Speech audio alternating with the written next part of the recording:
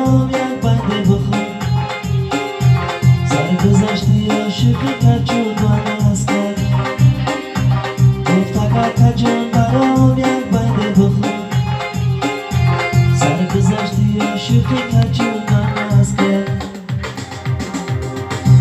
از خانه و در دورم غریبم و فقیر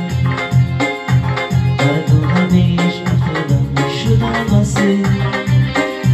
مسافر بچه‌ام مثل شریف و منوچه در تو همیش بسته مرا با زنجیر مسافر بچه‌ام مثل شریف و رستم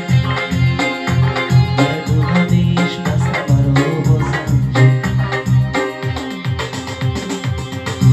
عاشق شدم من با طریق اینترنت با یک دخترکی میان قد و سفید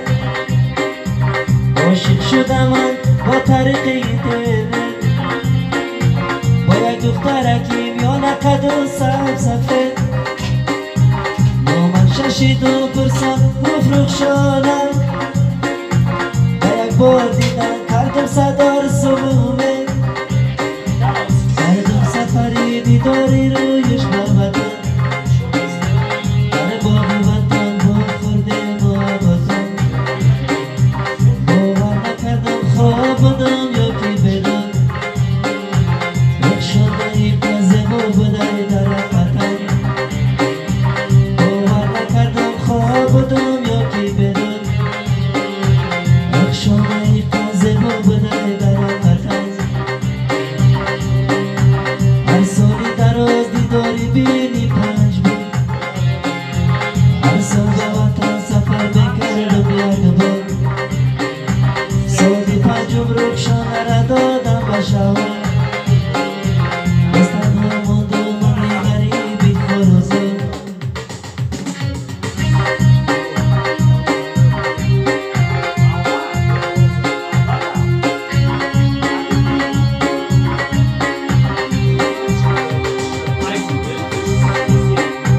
این شهر غریبی قدر دور بوده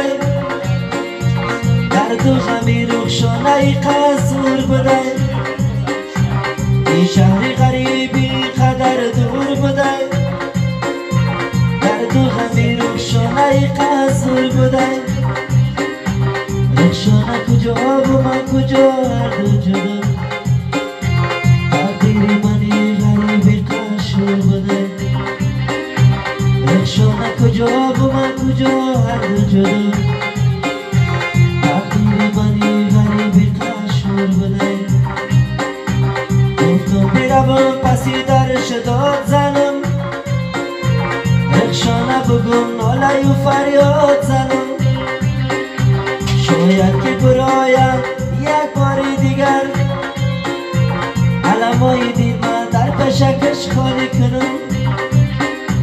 بگم که رخشانه حیف کردی تو عشقی من عشقی تو که یارگمان نکردی زن خود آرزو حوثای مرا دادی بر من باز تنها ماندم من غریبی غمناک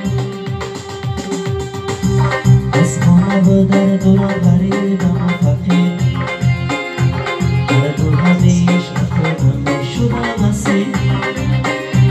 مسافر بچه‌ام مثل شریف و منوچه در دور همیش بسته مرا با زنجیر مسافر بچه‌ام مثل شریف